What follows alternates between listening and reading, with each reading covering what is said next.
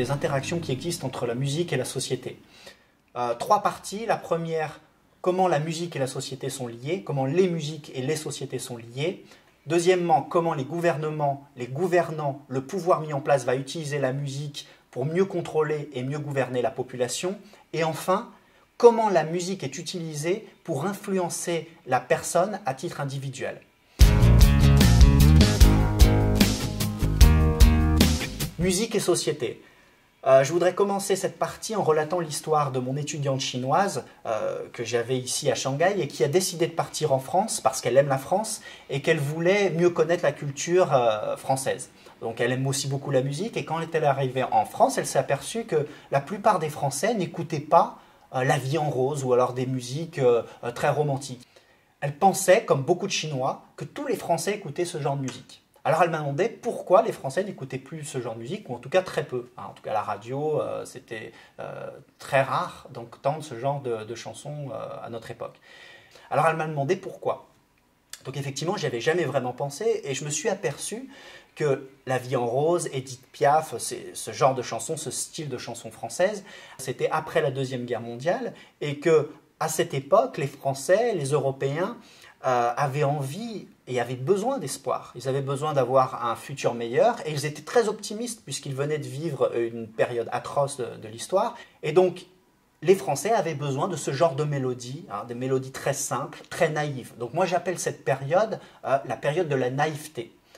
Mais on s'aperçoit qu'aujourd'hui, en France, on n'est plus dans cette période de naïveté où on s'imagine que le futur sera meilleur que notre présent, puisque déjà, on n'est pas vraiment optimiste envers l'avenir, et puis aussi parce qu'on n'a pas vécu récemment une guerre aussi atroce que la Deuxième Guerre mondiale. Alors qu'en Chine, c'est complètement différent. Les Chinois, aujourd'hui, ils vivent leur période de naïveté, c'est-à-dire qu'ils savent, ils en sont persuadés, leur futur et leur présent est bien meilleur que ce qu'ils ont vécu. Donc ils ont envie d'écouter des musiques très positives, des musiques agréables, des musiques naïves. Alors qu'au contraire, en France, on a plus besoin de paroles un petit peu qui parlent de la société, on a besoin de rythme. Les Chinois, eux, vont vraiment avoir besoin de la mélodie. Donc on s'aperçoit que suivant les sociétés, suivant les endroits où on se trouve, eh bien, le style de musique, le contenu de la musique va être différent. Et si on comprend quel type de musique, tel type de population écoute, eh bien on va mieux comprendre la société dans laquelle on vit, les sociétés qui existent, et surtout, on va être capable aussi de prévoir les évolutions futures.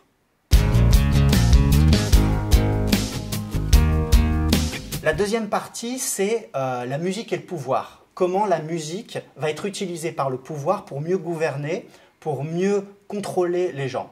Alors ça a toujours été le cas. Si on prend par exemple à nouveau l'exemple de la Chine, on s'aperçoit qu'à l'époque, aux époques antiques, par exemple dans les premières dynasties ou à l'époque des printemps et automnes ou aussi pendant les royaumes combattants, eh bien le gouvernement chinois, l'empereur chinois utilisait la musique pour consolider les rites qui étaient utilisés pour gouverner.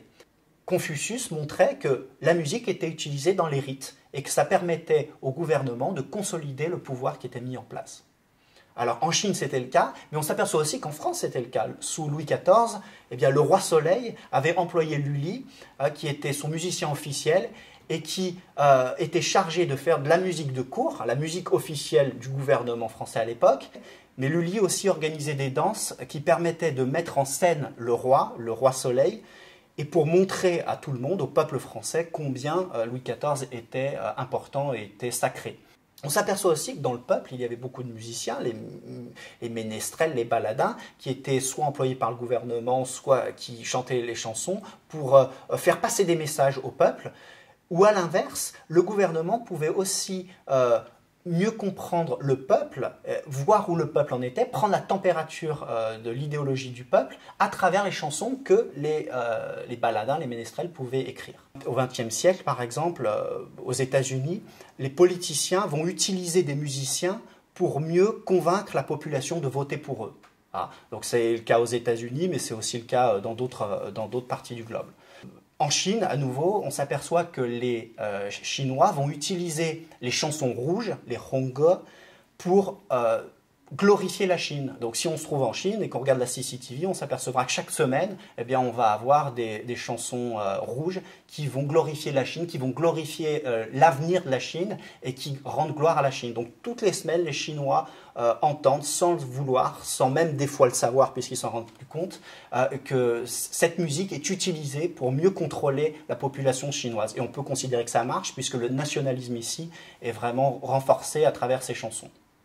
Donc de tout temps, la musique a été liée au pouvoir. Premier exemple que j'aimerais prendre, c'est celui des tankers américains lorsqu'ils étaient en Irak et qui bombardaient les Irakiens. Ils étaient dans leurs tanks, bien au chaud dans leurs tanks. Et aussi, ils écoutaient de la musique. C'est-à-dire que la musique leur permettait de combler cet espace sonore. C'est-à-dire qu'ils étaient en mesure de ne plus entendre les bruits de souffrance des soldats irakiens, de la vraie société, puisqu'ils étaient en train d'écouter de la musique. Et on peut imaginer quel type de musique ils écoutaient. C'était de la musique hard rock, de la musique rythmée, un peu la musique qu'on va retrouver dans les jeux vidéo, lorsqu'on est en train de tuer les ennemis dans les jeux vidéo. Et cette musique rythmée, cette musique forte, cette musique dure, eh bien, va encourager le comportement, je dirais, animal de tuer l'autre. La musique va être aussi utilisée pour influencer les comportements d'achat. Lorsqu'on se retrouve dans un supermarché, suivant si la musique elle est forte, elle est rapide ou si elle est lente et douce, on va acheter plus ou moins rapidement. Donc si effectivement il y a beaucoup de monde dans le magasin, c'est une période de pointe, on peut imaginer que le management du magasin va mettre cette musique rapide et forte pour que les gens achètent rapidement. Au contraire, si on est dans une période où il n'y a pas grand monde, le management du magasin va faire en sorte que le consommateur reste plus longtemps dans le magasin, donc va lui donner l'occasion d'écouter une musique douce et lente. Le dernier exemple que j'aimerais prendre, c'est celui d'enfants français de 3-4 ans à qui j'ai donné des cours de chinois il y a quelques années en France.